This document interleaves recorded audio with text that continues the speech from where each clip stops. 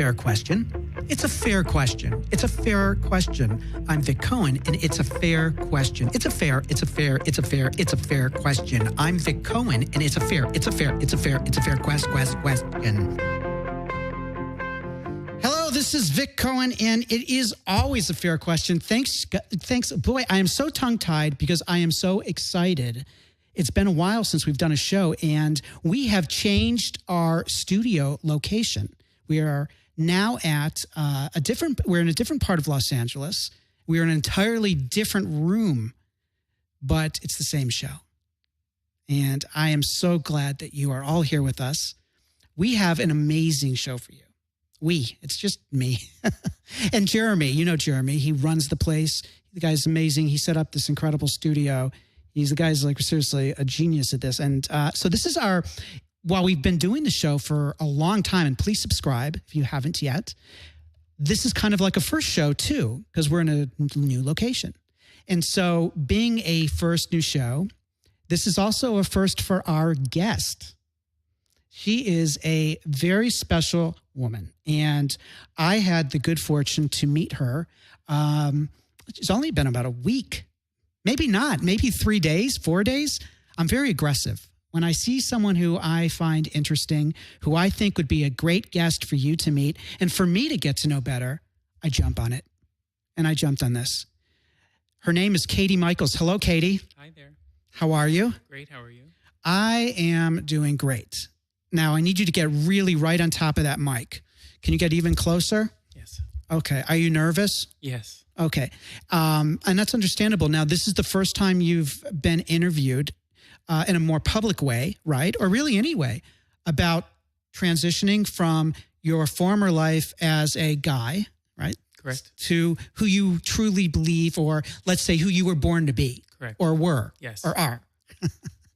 I want to be very careful, because I want to be respectful, and I do have such respect for you. Thank you. So yeah, just if you can, just relax, and you can do no wrong here. Great. Yeah. So first of all, tell me how did you pick the name Katie? I went through a list of names, and it was just something that stuck. I like it because it's peppy and feminine. Okay, it is feminine, and you spell it in a certain way. Katy. Why with the Y? It's just what rang true to me. Okay, and now prior to the show, we talked about your male name, which we're not going to get into. Correct. And it makes sense because it's kind of the past, right? Yep. And that's not who you are today. No. Although you can't ignore the past either. No. Now, if I were to become, if I felt I were a woman and were to be a woman, I already picked out my name. Oh, yeah? Vicky. Okay. And why the Y? I think it'd be an I. Okay. So there. Yeah. One of my nieces calls me Vicky. Uncle Vicky. There we go. Yeah, I like it. Yeah. So that would be my name. So when I say this is the first time, how public have you been about changing and like I said, being true to yourself in this way? Well, I created a new Facebook page. Went from the previous Facebook. I basically then became Katie on a new Facebook page, and on another professional website, I just changed it from the previous name to the current name. And my entire family knows. I recently transitioned on the job on December 7th, on my job, and I'm full-time, so that's kind of everyone knows. Okay, so we are towards the end of December right now. Correct. So it's been that's about 2 weeks ago. Correct. Now, how was that? When you say you officially transitioned at work, does that mean suddenly you're using the ladies' room? Correct, yes. And how did the ladies' room compare to the men's room? Were you disappointed? No, it's not about what it looks like. I know, but was it cleaner? I know. I'm just kidding. I don't know. I mean, it just depends on where you go. They always say Tender greens. I mean, I don't know. Oh, okay. No, but I meant at work. Yeah, it's the same. Okay. It doesn't matter. Yeah, because they say that it's actually the ladies' room. But then I always hear women complain when they use the men's room how disgusting it is. Anyway, so... Well, we don't have urinals. That's right. True. So you came to work. How does that work at work? Like, do you talk to your manager first? And what kind of industry are you in? I'm a social worker. Okay. So it seems like that'd be an understanding environment for this. Yes. And what was the talk? So there's a process. There's a book that you can read that talks called True Selves, and it tells you what you might do, which would be to go to your HR, your human resources manager, and explain that you want to transition and ask them how they can help. And then I constructed an email to send out to my colleagues, and I sent it, and I received an incredible amount of support. And, I'd already told my family months before, so I was preparing me to do that in a way that would be to already have support behind me when I move forward. Were there people in the office who were like, of course, this doesn't surprise us, or what was the response? It was mixed. Every single person has been supportive. I can tell, though, that there are some people that are uncomfortable, but that's okay. That's not about me. It's about them. Right. In my personal life, I've heard all kinds of things that, for example, I had a professor in grad school who said she always thought I was a woman. They always thought of me as their girlfriend or, friends, or they just were like, I always felt your presence as feminine, and this doesn't surprise me, and I'm really happy for you. That's what I continually get, is people are just genuinely happy for me. And when you hear that, is there a sense of confirmation that this is the right choice? Absolutely, yes. Because it can be confusing, right? Yeah, it was confusing until I made the decision. What was the pivot, the moment? Was there a defining event? Yeah, I was at Gay Pride on June 14th in Los Angeles. Prior to transitioning to Katie. Last year. Yep. Prior to transitioning as Katie, I identified as a gay man, and I'll get to the defining moment. But I came out in 1989 at 17 in high school in a suburb south of Boston. And I thought then, at the time, gay was the appropriate term. Later realized that wasn't appropriate. It was appropriate at the time, but I'm a trans woman and that's more appropriate. So essentially, on June 14th, I was walking with gay men and a trans woman, and I was really irritated because I thought, really, God, why do you keep bringing these trans women to me? Okay. So long story short, she made a comment that really changed my life, which was that she said, it's not who you go to bed with, it's who you go to bed as. And I got it. That really just made me wake up, and I thought, okay, I really need to take a look at this again. I need to make sure that I'm making the right decision if I'm going to stay male or am I going to transition to a female? And that really woke me up. So at this point, were you living as a woman or I was living as a man. Okay. So when you said that was a pivotal moment, was it that you needed to go full swing into this? And no. What it means is that I needed to revisit. And what I mean is, at the age of, I'll just tell you my age. Yeah. I'm 44. And at the age of 40, I went to my doctor because I was frustrated with my body and that I couldn't lose the weight that I wanted to, because I've always struggled with weight. And long story short, and you look great. And that's not just like a, kissing butt to the Thank you. Yes, you do. Thank you. I appreciate that. I feel great. Yeah. But so the doctor told me, without giving me a physical, that I had Klinefelters because I have hips and breast tissue. That's different than Seinfelders. Haha. Yes, okay. Much different. So you had something called Klein? I've never heard of this. Klinefelters. How do you spell it? KLEINFELTERS syndrome. Okay. So what that means is men are born XY and women are born XX. I was born XXY. So I have an extra X chromosome, and it's 47 chromosomes. So I have hips and I have extra breast tissue. At the time that I was living as a man, I would have women comment about how they resented me because I had better hips than they did. Now, when you're living as a man, the last thing you want to hear is you have better hips. You're kind of irritated. Yeah.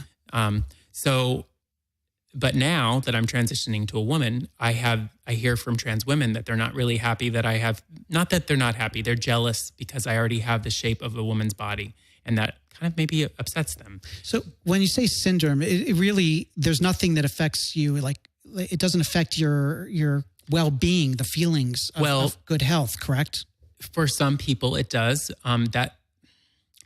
I only learned at 40. What I do know are there are symptoms or signs about having the Klinefelters. And I guess what I mean to tell you is that if you're heterosexual, since I didn't identify as heterosexual, if you're heterosexual, generally heterosexual men find out about Klinefelters when they try to give birth, try to have children, because your sperm is sterile. So I didn't know this because I wasn't trying to have kids. But the other piece to it is there's other factors when you're a child that might occur, like having a learning disability, which I had, and I didn't know that was part of the reason. So there's other... You had a learning disability? I did. And that's part of the Klinefelters, but I didn't know that. What was your learning disability? Honestly, I don't recall. I just know that I struggled. It was bad memory. There we go. I struggled with reading comprehension. I know that's part of what it was. But at the time when the doctor told me this, he was apologetic. And he said, I'm really sorry that nobody ever told you before, because I could have spared you a lot of pain, or they could have, the doctors. And I said, it's fine. We get what we get when we get it. But he said, I could have helped you with your eating disorder because I have one, or your alcoholism because I have suffered from alcoholism. So, it is what it is. But now it's a wonderful thing because it helps me more with my transition. The syndrome isn't what causes addiction, but it's when you're uncomfortable in your with skin. And perhaps I'm guessing if you have something that no one knows you have as far as a learning disability, right, that creates uncomfortable feelings, and that could be medicated through addiction. Right. It could be. Right. Right. Yes. Okay. And so this is interesting. I'm just imagining you grew up on the East Coast. Correct. And where? South of Boston. Okay. It's a rough neighborhood, isn't it? Yeah. What do your parents do? My dad's an engineer and my mother is semi-retired. Okay. And are they religious? My dad is a born-again Christian and my mom's Catholic. Okay. And how were you raised? Well, really, religion wasn't a part of it. I'm the one who actually sought out religion because I wanted to have something to believe in. Like, I don't know why, but at some point in my life, I felt like I needed to have a relationship with a higher power when I was a child. So, I was really excited when I heard that my dad had gotten religion until I learned what his religion was. Because I think it's a scary kind of thing. Well, how old were you when that happened? The born again? 10. Oh my God. Yeah. Okay. So it was very transformative years, or formative years, which it had a negative impact on me. But your mother was practicing Catholicism. But they divorced. Okay. And so when he remarried, he married a born again woman, and then then he became born again. So was there a lot of homophobic conversation? Oh, yes. I mean, basically, my dad at one point said that if I prayed and read the Bible, I could be heterosexual, as if that's going to really make a difference. This is when you came out to him? I did come out to him, but we don't really have much of a relationship, so it didn't really matter, his kinds of comments, So how old were you when he said that? When he made that comment? I don't remember. Okay. It was probably in my late teens because I came out at 17. So it was when he already had known? Yes. Okay. Yes. I always, I don't have children, but if I did, I would care less. I'd be kind of like, if I had a gay son, I think that could be really fun. I mean, this is going to sound, I don't know, just maybe that sounds weird, but it's like another experience, and I just love them to death. Right. I'm just amazed that anyone has ill feelings towards a child for being who they are. Right. So you don't have a relationship with your dad? No. Okay. But were you raised by your mother then? After yes. That divorce was when you were how old? 9. And the homophobic stuff was happening while you were a child before you came out? No, it was really more when I came out. Uh-huh. But I already knew that wasn't going to be okay because, this is so funny, but I loved Madonna. And at the time that she was 82, 1982, he would tell me, if they would back scratch records listening for Satan. So I knew that, okay, but Madonna wasn't going to be cool, then certainly my being gay wasn't going to be cool. Your dad was running the records backwards? Yeah. Crazy. I love that story. That's so fun. Yeah. What other records did he run? I don't know. Cyndi Lauper? I have no idea. That's good. Prince? I don't know. I don't know. I listened to all of them. So he must have been pretty busy. Yeah. Barry Manilow? I don't know. I bet there's some messages there.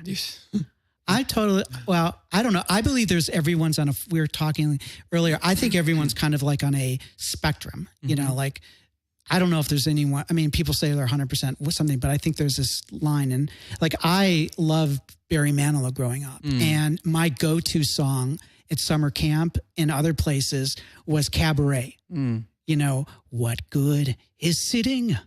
Now that is not like a seriously straight kid. Like, I mean, there's somewhere like if straight's like the number 10, I think just that song alone drops me down to like a 8.5 or 7. Right. But I think the thing is that I'm learning through my transition is I don't like boxes anymore. No, I don't either. It's ridiculous. Why can't, I mean, like when I was identifying as a gay guy, I would often be accused of being a lesbian because I liked sports. Like as if gay guys can't like sports. That's ridiculous. Yeah. You know? So, I mean, there's boxes we put on people. You love sports. I love sports, yeah. And who's your team? Patriots. Right. And so you like cheaters. No, I don't. Now, there was something. Oh, so you showed me your driver's license. Yes. And I want to tell you, like a really, like what I would call a hot gay guy. And so you must have gotten a lot of action. I had a lot of attention, we'll say that. Were you promiscuous as a gay guy, or what was your? It's a fair question. It's a fair question, but you may not get a fair answer. You're so good looking in those photos. Thank you. And she has the frosted hair. Like, I mean, what I will say is I went through a period of time where I sowed my wild oats, but I came out on the other side to realize that's not who I am. I'm more of a relationship type of a person. Yeah. And do you think that, so you identify as a female?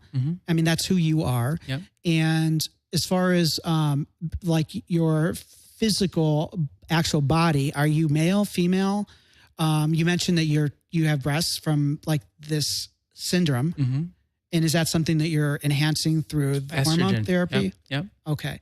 And then I have to ask, and you know, like, what about the rest of you? Or is this like goodbye the rest? Or I don't know if that's relevant. I mean, I understand this is a fair question conversation, yes, but sometimes things that are asked of trans people are not fair questions because I don't ask about your genitalia. And I wish you would.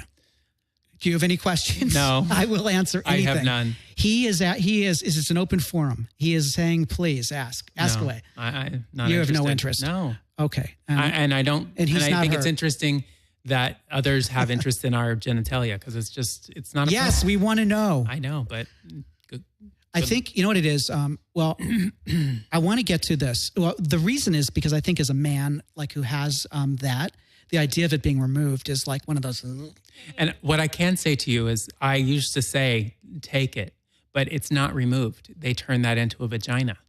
So it's not the same thing. But I understand where you're coming from. So it wouldn't be taken away, but. Right. It would be turned into a vagina, you know, but I just think it's interesting. Again, we're going back to the box. We have this idea that in order to be a woman, you have to have a vagina. Right. And what do you think about that? That's not up to me. I'm only speaking, and I want to say this as we're live on however many minutes, is that I'm only speaking from my experience. I'm not speaking for the transgender community. My experience for me is that I would prefer to have a vagina as a woman, but that doesn't mean everyone needs to do that. Right. You know, I think that the way I understand, and please correct me if I'm wrong, but it's really not about the genitalia. It's about the heart and the soul and what makes each of us an individual human being. Right. Correct.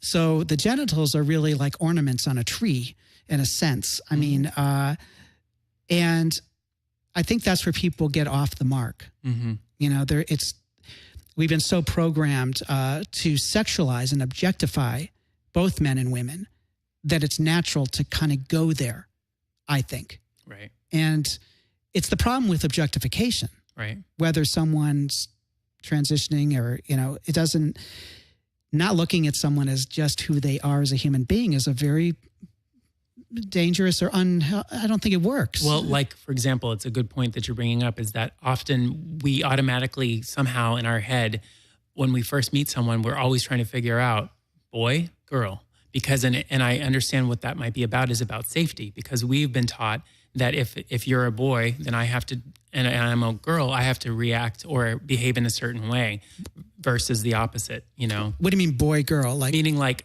gender. Like I'm saying, like if I were to walk up on the street and I'm trying to figure out, are you a man or a woman? Oh, okay. Because my behavior is going to be different based upon your gender. And so I think out of safety, we're taught to, okay, who are they? Are they a man or a woman? You know, and that's what that's about. So it's not a negative. It's just what we do. What are the do's and don'ts when the things that some people ask you that you kind of just shake your head inside and go, wow, you know, if they only really kind of understood. Like Number one is don't ask if you're going to have surgery. It's none of your business. Any surgery? No. Okay.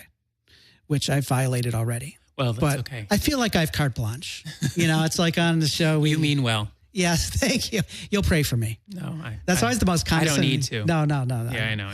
So, okay. So question one is about surgery. That's a no-no, or just not very respectful. It's no one's business. You're right. I mean, if I knew somebody well, I would share that with them. Sure. But if I don't, I'm not going to. It's not important. So some people who you've never met will think that it's appropriate to ask a question like that, you know, on a first meeting. And even people that know you, they might think it's appropriate. I understand that. I mean, right. but I also, I think you understand why the question's asked, but I could see where it can get irritating after a while. Do you think it's irritating because it's kind of like measuring, are you really a woman or not? Like as if it's a barometer? Like if you're going to get that surgery, if the genitals are gone, then okay. I think what it is a real woman. For a lot of men, and you already said it, is they're terrified of what it would be like not to have their penis. Yeah. And then for women, maybe they want to know how far you're going to go with it. I don't really know.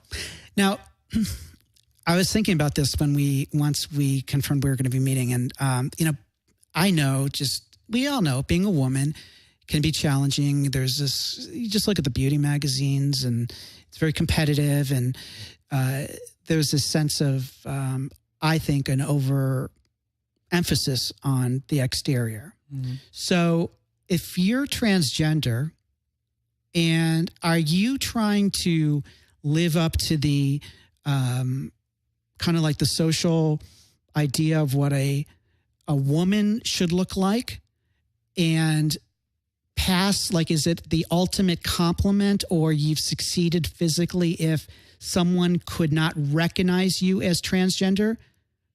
Well, or is it, I am who I am transgender. If I'm recognized as transgender, that's who I am. I think that's a big question. I think I had pressure as a gay man. I have pressure as a heterosexual woman. I have pressure. We all have pressure. It's not that I have any more pressure than you have. We all have pressure to look a certain way, especially where we live, Los Angeles. There's a lot of pressure. Really, at this point in my life, I feel free for the first time in my life. So I can't deny that I don't think, for example, tonight, Vic was very kind. He picked up a sprinkles cupcake. I know the holidays are coming. I need to be careful of what I'm eating. So I am aware of what I eat. That's not a question. That hasn't changed. That's who I was before transitioning. That's who I am today. But I don't know that there's a hard and fast answer to your question. I just feel free, and that's what I wanted. I've never felt free. I mean, in the way that I do now. I mean, just something as basic as I can wear pink and it doesn't matter. I remember being terrified to wear pink as a gay boy because I felt like I would be killed or bullied or called names. That could still happen today because I am trans. I think the thing that hurts the most about sometimes being trans is being misgendered. And what I mean is sometimes people, even though they'll see me with a skirt or a dress or breasts or a purse, they'll still call me he. And that hurts at times. But They'll call you what? They'll say he. They'll refer to me as he, or they'll call me sir. And so that kind of hurts sometimes. But the longer I am in the process, it hurts less because it's fine. I'm here to be of service. I mean, that's part of why I'm on the show tonight, is because I'm hoping that I'm helping a teen or someone who thinks that, or someone who's older. I mean, I transitioned at 44, and it took me all this time. And that's this year. Yes, that's this year. I mean, it's so remarkable. We're so blessed. I mean, it's so great we have you. Thank you. You know, and like, in your journey, right, to be, having this time to talk about this. You can look back at this. It'll be so interesting. I'd love to, we could do a follow-up. 10 years, 20 years, and it'll be so interesting. And, you have such a confidence and it's great. It's really special. Thank you. Because you have to come to a place where you have to make a decision. Who are you living your life for? Yourself or other people? And there were 3 reasons why I never thought I would transition. Number 1, I was afraid of losing my family. Number 2, I was afraid I couldn't afford to transition because of surgeries. And number 3, I was afraid that there wouldn't be a man or a woman, because I don't know my orientation. I didn't know if I romantically would ever find someone that would love me for who I was or who I am. And today, I thought we might get to this. Today, I do have 2 brothers who don't speak to me. One's gay and one's not. Is that those your entire siblings? Yeah, I have two siblings. Wow. Are they younger? Or? They're both younger, yes. And neither will speak to me because they're upset. They're angry. What are they angry about? I don't know. That I am being who I am and they're not comfortable with that. So you mentioned there were 3 things and one of them was family. Yep. So what other repercussions have come about? My mother's coming around. She's been amazing. She's coming around. Just Friday, I had a sister-in-law. My brother, who's 4 years younger, his wife added me to Facebook. And I said, I really wish I could be with you on Christmas Day. And she said, someday, with a smiley face. So that was really helpful. I have 4 nephews. I have 2 nephews and 2 nieces, and 2 nieces were just born in October. And I had really hoped to go home for the holidays, but that's not happening. So what are you doing for the holidays? Oh, I'm going to spend it with friends that love me, and that who are are these family. Friends? They live in Tucson. They're very wonderful people. So I have lots of people that love me, lots, and I didn't know how many. I mean, that sounds crazy to say that, but what I mean is this process has changed me in a way I never expected. I have more love in my heart than I ever have had in my life. And it's because I chose to love myself first.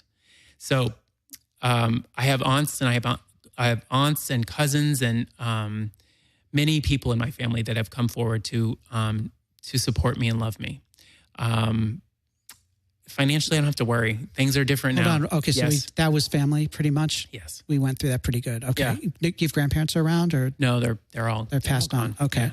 Yeah. Your born-again father? I don't have a relationship. He doesn't need to know. So you don't even know if he knows about... He doesn't know. Okay. No. And now, so let's talk about the financial worry. That's not something I need to worry about because nowadays insurance covers certain surgeries. Okay. Yeah. Great. And then a lover, I don't need to worry. I just know with everything else that I've been through in my life, you do the footwork, it will happen. I'm not worried about it. And most importantly, I have me. If I never had a mate, I would be okay. You mentioned, I thought I heard you say you weren't sure of your orientation, but then earlier I thought you said guys. What I mean is I'm open. Okay. I'm open to whoever I fall in love with. Mm-hmm. I don't like boxes anymore. I used to be really high on the box with saying I was gay when I was a gay guy. That was important to you. It was important, but it's not important now. The most important thing to me now is that I'm in my right body, and I am. Mm-hmm. Now, there's a huge issue in the transgender community with depression and addiction. Mm-hmm. And you briefly mentioned that you had an eating disorder. Would you say you still have an eating disorder? No. I mean, I think it's like alcoholism. Once you're an alcoholic, you're always an alcoholic. So, I mean, yes, it's there, but I'm healthy. I was anorexic at one time. I'm not that now. I wouldn't say I'm overweight now. I mean, I weigh more than maybe I'd like, but I've been a normal weight for who I am or where I'm at in my life. Okay. Something popped in my head. It's totally a right turn, but it was back to the surgery. Mm-hmm. If I were to get that surgery, I don't get why people are going to the Philippines or South America. I've heard people are doing that for the money. Well, it's a lot more, it's more inexpensive. And the other thing is not the Philippines. I haven't heard of the Philippines. Most people go to Bangkok. Maybe that's what it was. Because they've been doing the surgery the longest. So it's actually... and they're way more progressive in a lot of ways than we are. I was, maybe because of that American thing. We're Americans, everything's the best here. Yeah. Like medically. Not necessarily. Okay. I mean, so I I should know. rethink. Not that I'm planning to have the surgery, but I've already decided if I were to have.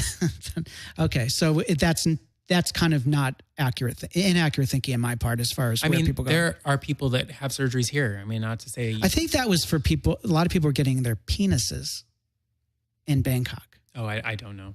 I'm pretty sure I knew. Yeah, that was. I've heard that with a few people. I really did take a right turn. That's okay. Admittedly. So what was? And then there was the third thing. Did we cover? We covered financial. The lover. And the lover, right? Okay, and we were talking about addiction. So you said that your eating disorder is pretty much in a healthy place. Correct. And regarding the drinking, were both of these results of you not feeling comfortable with your sexuality? I don't know if you can say that. Honestly, I don't think you can pinpoint why someone's an addict and why someone's not. I mean, I started drinking at 16. I'm grateful. I've been sober 18 years. I don't have a desire to drink today. I don't know. I don't really care why I drink. I mean, I drank because I like to drink. I never had a drink in my life. I don't see the point of a drink. Several drinks, I can see the point, but not a drink. But I just don't know what's the benefit of trying to figure out why you drank. I don't know the benefit. Do you feel that getting sober from drinking and getting a handle on your eating disorder cleared the path for you to make the choice to be Katie? Absolutely. And how? Because in sobriety, you are asked to take a look at yourself and you do rigorous inventory, which is to write out a list of resentments and to be honest about your fears and your sexuality or how you are sexually with people. So in that process, you are asked to be honest. And, I want to be authentic, and I am being authentic. If I were drinking, I wouldn't care about anything. And so I'm not drinking. And I do eat pretty healthily. And, there are other areas of my life that are affected or impacted when I'm sober, which is that I also live solvently. And what that means is I don't use credit cards. I only use cash. And I focus on making sure that I am all that I am, meaning I'm not under being. I'm actually being who I am and whatever that looks like. Explain. I love that term, under being. Okay. And can you explain that? Sure. So under being is about knowing that there's something more inside you and you want it to let it out. And that's actually kind of what brought me to this place of expressing who I am, which was a vision that I had, which is that I want to make sure that I fully transmit what I have to others so that they can, if those that don't have a voice can have a voice. Because, for many years I didn't have a voice, and I do have a voice today. Getting back to your childhood real quickly, a lot of times there are boys, they dress like girls, they play with girls' toys. Were you that kind of child? Sure. I played with Barbie, and I think I may have played with my mother's makeup, and I did do drag when I was, before I got sober, and then when I got sober. But drag didn't feel right to me. Mm-hmm. Okay, so, but then you didn't think of yourself as female. You hadn't put it together yet. No. Because it was in 89 when gay was just becoming something to talk about. Mm-hmm. So I knew one transgender woman, but it just never registered at the time. How did Bruce Jenner becoming Caitlyn, how did that affect, if any way, your transition? Well, what's interesting is the next day after I had just started talking about this topic again is when Vanity Fair came out with the article. And this, if you haven't seen it, it was a very famous now article, really detailing his journey. Right. Or her journey. That's funny I said his. Yeah, I know. Because, that's interesting. I know that in our community, and I mean the transgender community, unfortunately, there's a lot of anger and a lot of hate. And I think it happens in all the communities. But some people are jealous of other people. Like, for example, even in the heterosexual community, or in the celebrity community, people hate on people that have things. People can't be grateful for, or can't be happy for other people, that they have to pick apart what is great in those people's lives. And so why I say that is because I know that she has status that I don't have, but that doesn't mean that she's a bad person. It's just that she earned what she has. Well, I mean, but that's a whole nother topic. But did she does her story touch you in a way, or did it have a personal impact on you? Okay. Sure. And if so, how? Sure. It helped me because when I was explaining to people about why I was transitioning, her talk about gender dysphoria was really helpful for my friends to read that article.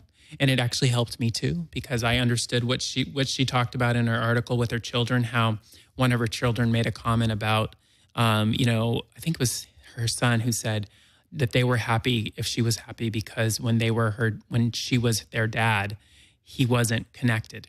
He was kind of all over the place. And now seeing Bruce as Caitlin, he's more together. She's more who she is, in a way that they never felt like they knew who their father was. So I understood that because I always was confused about who I was. I always identified with females, with women, not understanding why. I thought it was because I was gay. And I guess the point I would want to make about that is, and something that Chaz Bono helped me with in his book, was that she at the time got gender identity and sexual orientation confused. And I did the same. And I have realized now that there are many more people than I expected who once identified as gay or lesbian, who in fact were really the opposite sex. So this is more common than I knew. Wow. And for a long time, I was afraid to transition. Not a long time, but I was a little bit afraid of transitioning because I was afraid of would I have to let go of the gay community. And I don't, because I'm a part of the gay community, because the transgender people are part of the gay community. One of the things the reason I wanted you to come in and for us to talk is because I was drawn to how you were radiating such just joy and contentment and just a sense of, I don't know, just like a bright light. And it was just fantastic. And, I hope you never lose that. I mean, I don't think you will, because I think that's your essence. That's how it felt. It felt so real and authentic. And I just wanted to share that with you.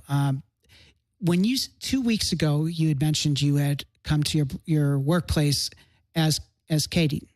So prior to that, were you dressing as a man? Yeah, that was the only place that I was dressing as a man, was at work.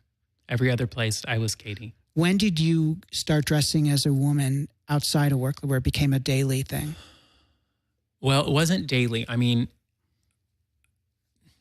in the summer, I just decided I'm going to start dressing on the weekend. As soon as Friday night hits, I go to a trans support group at the Gay and Lesbian Center in Hollywood.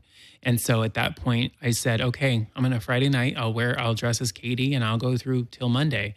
And I just started doing that. And then during the week, I would dress at night to go out as Katie. What was the first outfit you wore as Katie? Do you remember it? Yeah. What was it? It was a leopard print dress and a wig and makeup. And I went to a trans pride event at the Gay and Lesbian Center where I saw Kate Bornstein and another lady that I can't recall her name at this moment. And how did you choose that outfit? Like what was it about that outfit that I only had a couple outfits, and that was actually given to me by a very dear friend. And I went with a trans friend, and her partner did my makeup, and I went with her partner, who's a trans woman. Remember the day? Yeah, it was June 19th. 2015. Yeah, 5 days after the Gay Pride March. What's really interesting to me also is that the march, and I've lived in Los Angeles for a number of years, and I've gone to various events, West Hollywood and in the parade, and there's other things that go on, and I didn't realize how important those things are. See, I always thought it was like was a public event of people publicly expressing who they were, and it kind of, in a way, kind of stopped there. And I didn't realize that it was like so transformative in the sense of people kind of through the event itself getting better understanding of themselves. That it was happening on the inside. Well, so much. What's funny about it is I went to support my friend and his friend who was on a cover of a magazine about HIV. And it basically said that we are not our status. And so I was there to support them. And it just, I believe in God, and I just think it all was supposed to be the way it was, and I talked to this trans woman and she made an impact on my life. Yeah, that's just awesome. Again, I just love that this is all so fresh. Right. In your life. Right. I just want to make sure I touch on one point that I missed, please. Which is about Caitlyn Jenner. There are a lot of people who are angry at her because of some of the things she says. And what I like about her show is that she says what she says. Her show. Oh, I am Kate. Yeah. Okay. What I love is that that's on E, right? That's on, I don't recall. Okay. Sorry. I just want people, all of you listening and watching. It is on E, actually. So what I like about what she says is that the ignorant things that she says, all of America can hear. And so when they recognize maybe that, wow, that's not really the thing you should say, that's what I like, because then it makes it more human. It makes it more helpful for other people to see that, yeah, this is maybe not the thing to say. I know some people are upset because they feel like she shouldn't be considered a role model. There saying the things that she says are things, so you're saying sometimes you're saying within the transgender community, you can learn things to say or not say as transgender about being transgender. Is that what you're saying? That's correct. But I'm also saying that non-transgender people, what we call cisgendered, cis, that means, for example, Vic, I know that you're a cis because your brain and your body, they match. You are a straight guy. So because they match, you're considered cis. So CIS stands for? CIS means, I don't know. Cohen is straight. Okay. There we go. That's good. That's good. CIS. Yes, CIS. So for cisgendered people, they can see that maybe some of the things that she's saying are ignorant, and it's a way for society to be educated. And I'll give you an example. There's two well-known trans people on the show. Shandi, I may not be saying her name right, but the African-American woman, and then the Caucasian woman, who's right now her name is escaping me, Candace Kane. So the two of them, and then there's other people that come onto the show, who one's an author. And anyways, they will talk to her. Jenny Boylan is her name. They will talk to her and they will make her see, or they will give her ideas as to maybe the things that she's saying, they're not really that appropriate. And so when those things happen, then everyone gets educated, ignorant people, everyone. I mean, I can be ignorant too. So it's humanizing. It's humanizing. The whole experience. Right. And I guess the point of the whole thing that I want to make here is that I'm not an expert on being transgender. Nobody is, I don't believe. I believe nobody is. We're all trying to just make it in this world. And the one thing I would say about transitioning to transgender is that, or transitioning, is that it's happening it might feel like it's happening quickly, because there's a lot to learn really quickly. What to wear, how to wear it, what to say, what not to say. I mean, I don't know. I don't know that there's no guidebook. One of the things that I remember that I'm embarrassed to admit, but it's I like us to be totally honest here. And I remember you go, oh man, that's really a man, because, the old thing was like, it's not old. People say now, like, oh, there's an Adam's apple, or their finger. Oh, if you can always tell by looking at their hands, as if it's like, you're trying to play detective and, or tall. Now you're really a tall lady. Right. But I don't have an Adam's apple and my hands are small. How tall are you? 6'1". Okay. And do you wear heels? Yes. Now, are you self-conscious of your height? No. Yeah. I wasn't going to wear heels. I don't wear heels, I'll tell you. I do wear heels, but not the tall ones. And I wasn't going to, but a dear friend said, don't let them take that from you. Wear heels. Yeah. And she's 6'4" and she wears heels. Well, that's why my question earlier was where it was coming from. It's kind of like, is the idea that I need to look like a woman, like I could pass, but it has to be for safety. I would like to look more like a woman. I mean, I feel like I do. So, but for safety, yes, there is that component. I mean, of wanting to pass, but. Do you mean safety because there are hateful people who could harm you because of their ignorance? Hate? Yeah, absolutely. And because that's really sad. You can't go without saying this. I can't go without saying this, that there's always this day. It's called the Day of Remembrance. It's in December.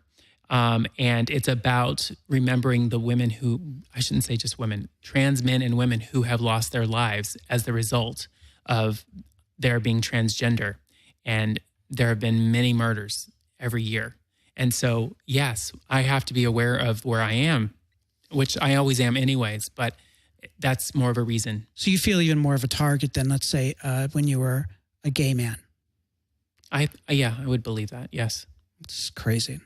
It's sad, but I think it's really important that you're bringing that up, right? Because I wouldn't have even thought that. Right. I wanted to ask you we're going to play a little game. Okay. What percentage of the United States is transgender?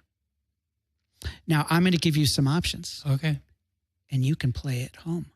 This is what we call the transgender percentage game. Jeremy, do we have any game music? No. No, that's Jeremy. He runs the place. No, we don't really have anything ready. Nothing, no transgender statistical game show music? No. Okay, I want you to play this too, okay? I'm going to give you 4 options. Okay. Again, this is what percent of the American population is transgender. Now, it is very hard to find this number. I mean, I really looked around. So this is the consensus. It's not the Census Bureau. Census Bureau, isn't that what we call it? They don't sit and that's not a question they ask. Right. Here are your options. You ready, guys and lady? I just call you. Guys can be. Yeah. See, this is where I get like freaked out, like paranoid. I've gotten used to that. Okay. It's all good. Let's start the show over. Okay. It's true though. I get like I want to be like respectful, and then if I say something, then I get all like that. All right, here we go. Jeremy, you there? Yeah. Okay. Is it 0.1%? This again is percentage of the American population that identifies as transgender. 0.1%, 0.3%, 1%, or 3%.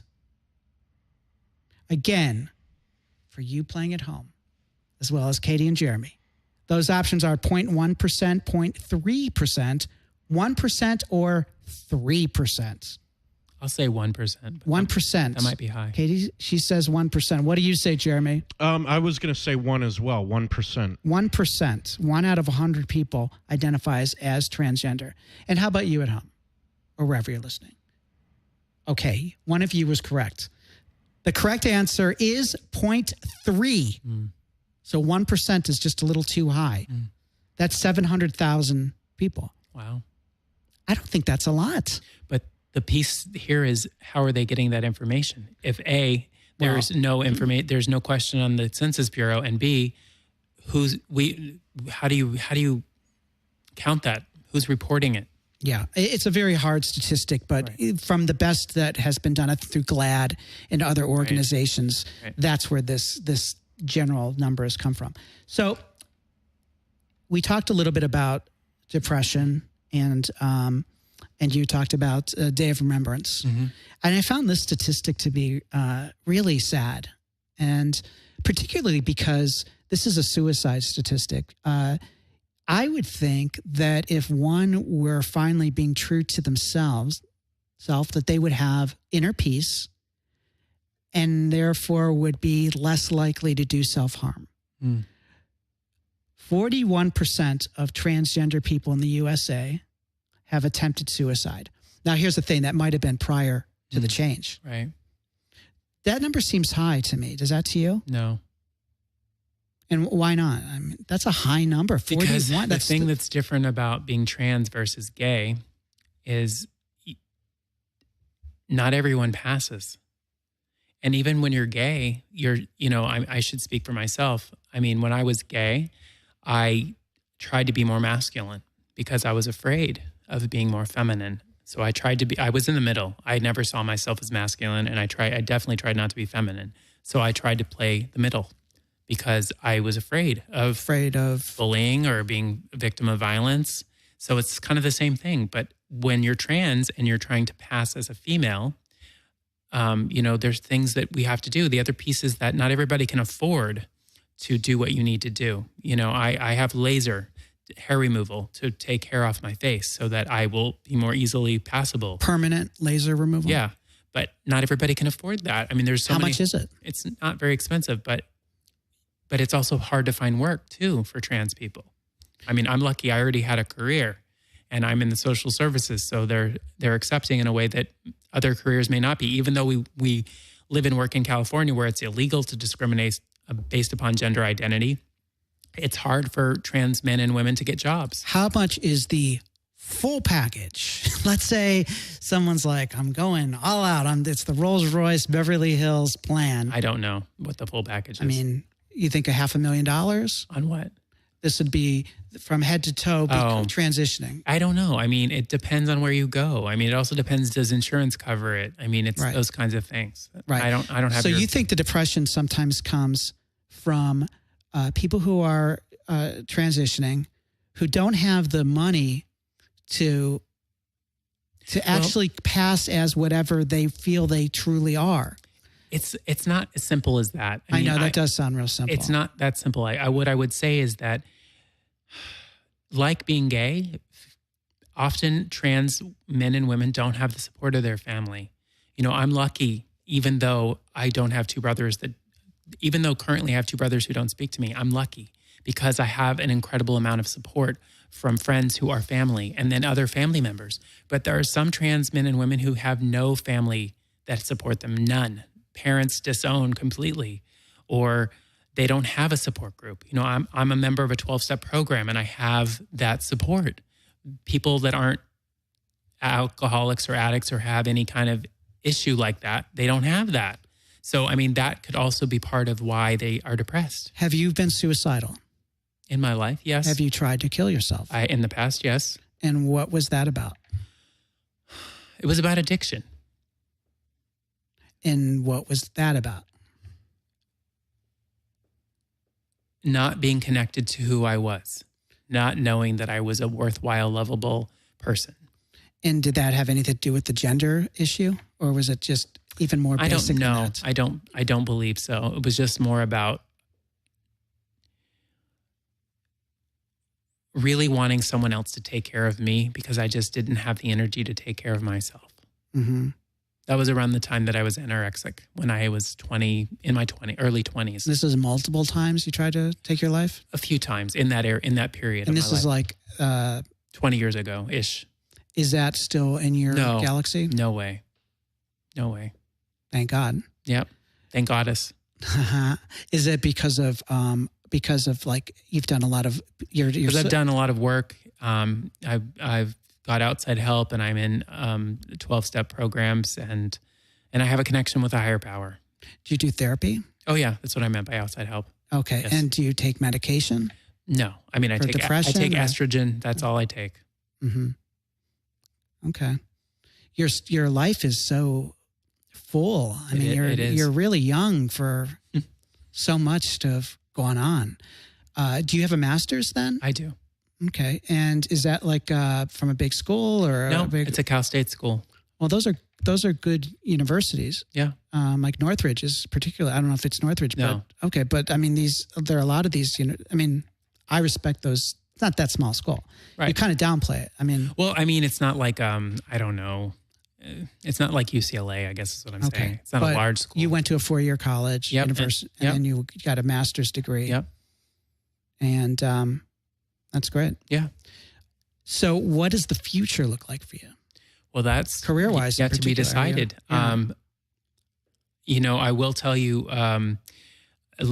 I don't know how we are with time. We've got about 5 or 6 minutes. Okay, so what I will tell you is that in April, I left a job that I had done for nearly 5 years where I worked for Child Protective Services. and I was a child abuse investigator. And then in May, I started a new job where I am now, and I work with children and families through children's services and probation. But I will say I love working with children primarily, and their parents, but I really love working with the children. I still want to work with children. But I also want to do other things. I'm looking into acting and writing, and I'm just open to wherever God wants me to be, however I can best serve people. That's what I want to do. I want to feel free. That's really the bottom line, is I want to continue to feel the way that I feel. And I guess the one thing I want to just say about transitioning that's been the best gift of this whole process is that I feel free for the first time in my life. And it shows. And I'm lighter. And I've received so much love because I've loved myself. And then I can love other people. And then when I love other people, they love me back. Now, that's not the reason I do it. I do it just because that's who I've always been. I've always been love. But I never could get in touch with that until I was able to fully be who I am. And now I am fully who I am. There was someone in addiction who worked in addiction or was like a sponsor of a 12-step program. And I remember him sharing with someone something that was shared to me that I just thought was brilliant. And it was around getting sober. And a lot of people, when they're trying to get sober, like to negotiate. Mm-hmm. And they like to negotiate, I'd still like to do this. And they'll talk to their sponsor sometimes, depending on the addiction, of course. Mm-hmm.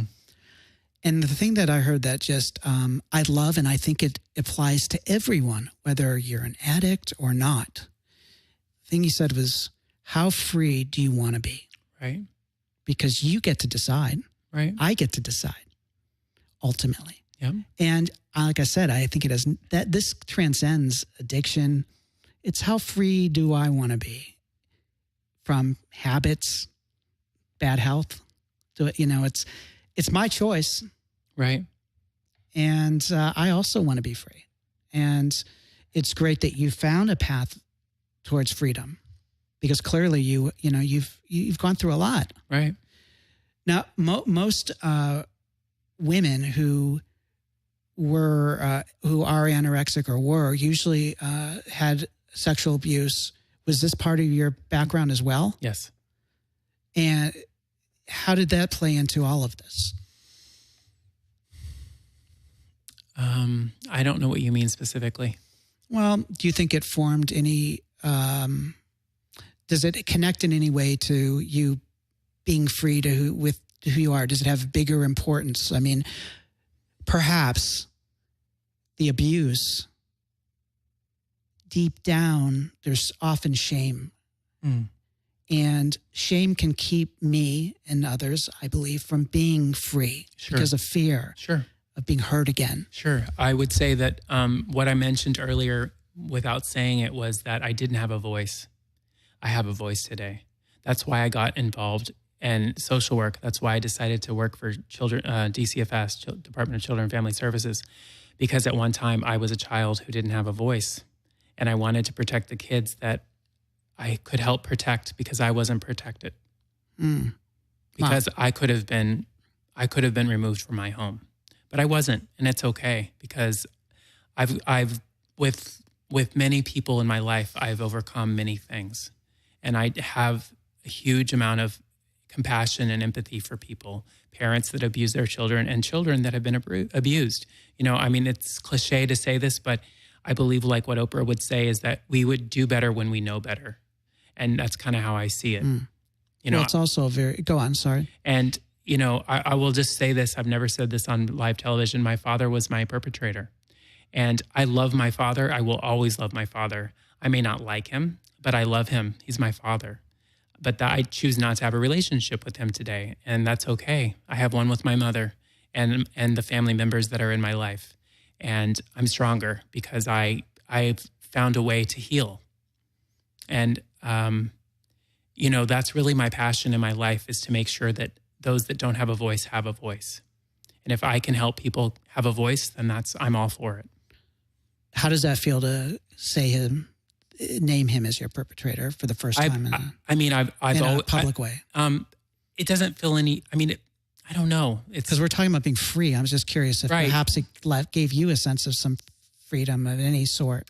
I mean, I've already felt free because I'm 44 and I didn't know that I was molested until I was 6 months sober. And that was at the time I was 18, 19. So I've had many years to work on it, but it is interesting to share it out loud in public.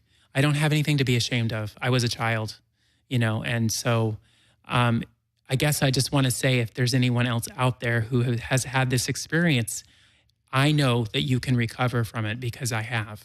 So that would be what I would say. Again, I just want to use myself as a vessel that you can be free from anything. Well, Jeremy, my clock is, this is again our first time in the studio, never really started working. Where are we with time? Are we about at? Yeah, you're right at an hour Okay. right now. Okay, great. So we're going to have to, unfortunately, wrap it up, but I just cannot thank you enough. Katie, I'm sure you have touched a lot of people, and there are going to be people, many of you watching and listening, who would love to perhaps find you or, how would they get a hold of you? You're on Facebook, right? I'm on Facebook. You could also send me an email at Katie Michaels. That's KATYMKLS. M-I... No. Oh, whoa. KATY. Why am I telling you your email address? Right. KATYMKLS at iCloud.com. Okay. Yeah, because I was thinking of how you spell your...